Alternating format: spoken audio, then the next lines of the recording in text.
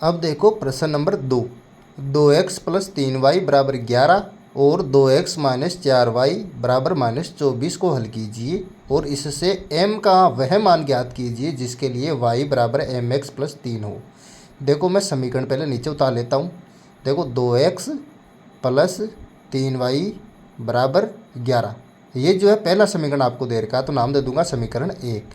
और दूसरा समीकरण नीचे उतारो आप यहाँ पर, 2x माइनस का 4y बराबर माइनस के 24, इसको नाम दे दूंगा समीकरण 2। अब जो है इन दोनों समीकरणों को हल करके x और y का मान निकाल लेंगे हम, ठीक है। तो हम उठाएंगे समीकरण 1 से।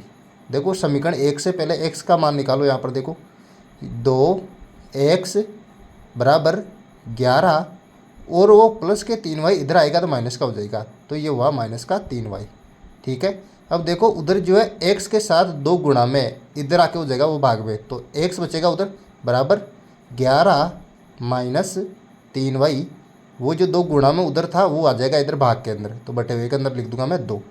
इसको जो है मैं लिख दूंगा समीकरण 3 नाम, ठीक है। अब जो यहाँ पर जो x का मान आया इसको उठा के रखेंगे हम समीकरण 2 में, तो मैं यहाँ लिख दूंगा एक लाइन, समीकरण 3 से x का मान समीकरण 2 में रखने पर। अब जो ये x का मान उठाकर समीकरण 2 में रख दो आप, तो 2 ऐसा कैसा उतारूंगा और 2 के साथ गुणा में जो x है x की जगह रख दूंगा मैं 11 माइनस 3y बटे हुए के अंदर 2, कोष्टक में बंद करूँगा और माइनस के यहाँ पर 4y ऐसा कैसा उतार दूंगा बराबर माइनस 24 आ जाएंगी, ठीक है। अब देखो यहाँ पर 2 से 2 इस प्रकार से कट जाएगा, ठीक है। अब क्या बचेगा वहाँ पर 11 माइनस 3y और माइनस का 4y बचा है यहाँ पर, ठीक है, बराबर का माइनस का 24। अब देखो यहाँ पर माइनस के 3y और माइनस के 4y को मैं जोड़ूंगा तो कितने आएंगे, माइनस के 7y बराबर का माइनस का 24, और वो 11 प्लस के थे उधर इधर लाओ उसको, तो ये हो जाएगा माइनस का 11, ठीक है ना। अब देखो माइनस का 7y ऐसा कैसे उतारो वापस इधर, तो ये उतार दिया माइनस का 7y, और इधर जो है माइनस के 24 और माइनस के 11 को जोड़ा तो माइनस के 35 आ गई।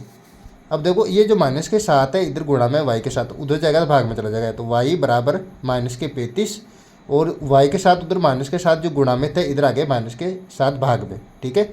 अब देखो माइनस के 7 से मैं माइनस 35 को काटूंगा तो 5 बार कटेगा यहाँ पर, तो y का मान जो आया यहाँ पर 5, तो y का मान आ गया यहाँ पर 5। अब ये जो y का मान आया हमारे पास इसको रखो समीकरण 3 में, तो y का मान समीकरण 3 में रखने पर अब रख दो। देखो x यहाँ पर लिखो x बराबर 11 माइनस 3 और y को मान जो 5 है इसको गुणा कर दो 5 बटे हुए के अंदर आ जाएगा 2। अब इसको सोल्व करो, x का मान आपके पास आ जाएगा, तो x बराबर 11 की जगह 11 आ जाएगा, माइनस 3 को मैं 5 से गुणा करूँगा तो माइनस के 15 आएंगे, बटे हुए के अंदर आ गए 2 यहाँ पर, ठीक है। अब देखो यहाँ पर जो है x बराबर 11 और माइनस 15 करूँगा तो आएगी माइनस के 4 बटे हुए के अंदर आ जाएंगे 2 यहाँ पर। अब देखो माइनस 4 को आप जो है काटो 2 से तो कितना आएंगे, माइनस 4 को 2 से हम काटेंगे तो x बराबर आ जाएंगे मेरे पास यहाँ पर माइनस के 2, तो x का मान आया माइनस के 2 और y का मान आया हमारे पास 5 यहाँ पर। तो ये x और y का मान जो है मैं रख दूंगा y बराबर mx प्लस 3 समीकरण के अंदर। तो मैं समीकरण वापस उतार लेता हूँ यहाँ पर, y बराबर mx प्लस 3, ठीक है, ये समीकरण दे रखा है। तो इस समीकरण में हम रखेंगे x और y का मान, तो हमारे पास m का मान आ जाएगा, ठीक है ना। तो y का मान हमारे पास क्या आया था, y का मान आया था 5, तो y की जगह उतार दिया 5 बराबर m का मान हमें ज्ञात करना, तो m की जगह m उतारो, और x का मान क्या आया, m के साथ गुणा में आ जाएगा यहाँ पर माइनस के 2, क्योंकि x का मान आया माइनस के 2 प्लस के 3 आ जाएगा यहाँ पर। अब इसको सोल्व करो, यहाँ पर जो है 5 ऐसा कैसा उतारो और उधर जो प्लस के 3 है इधर आके हो जाएंगे माइनस में, ठीक है। तो प्लस के 3 को इधर लाया तो माइनस का 3 हो गया, बराबर इधर -2 और m को गुणा करूँगा तो आएगा माइनस के 2m।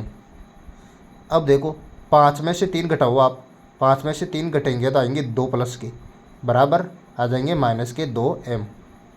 अब देखो यहाँ पर -2 जो है m के साथ गुणा में अब चला जाएगा ये 2 के भाग में उधर, तो m बचेगा इधर बराबर का चिन्ह, उधर जो प्लस के 2 बटे हुए के अंदर आ जाएगा यहाँ पर माइनस का 2, ठीक है। अब काटो इसको तो आएगा माइनस का 1, तो यहाँ पर लिख दूंगा मैं माइनस का m बराबर माइनस का 1, तो m का मान आया हमारे पास माइनस का 1। इस प्रकार से जो आसानी से इस प्रश्न को सोल्व आपको कर लेना है, वेरी सिंपल।